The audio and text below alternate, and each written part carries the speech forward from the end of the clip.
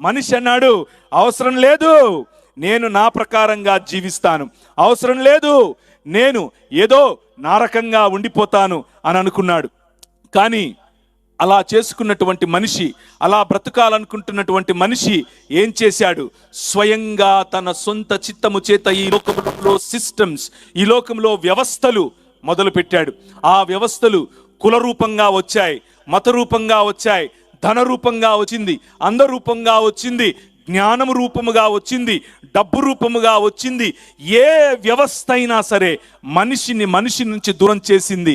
అంత మాత్రమే కాదు, దేవుణ్ణి మనిషి నుంచి దూరం చేసింది.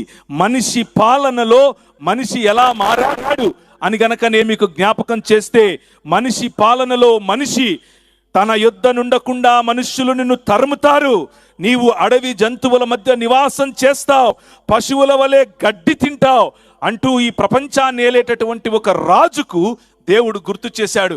కారణం ఏమిటి అంటే, మనుష్యుడు పరిపాలించుకుంటే, మనుష్యుడు మనిషిపై రాజుగా ఉంటే, మనుష్యుడు దేవుడు చేసినటువంటి తన స్వరూపాన్ని పోలికను మర్చిపోతే, దానిలో పాపం అనేటటువంటి పాపాన్ని ఆకర్షిస్తే, పాపాన్ని తన జీవితంలోనికి తెచ్చుకుంటే జరిగేటటువంటి పరిణామం మరణం, చచ్చిపోతావు అని చెప్పాడు.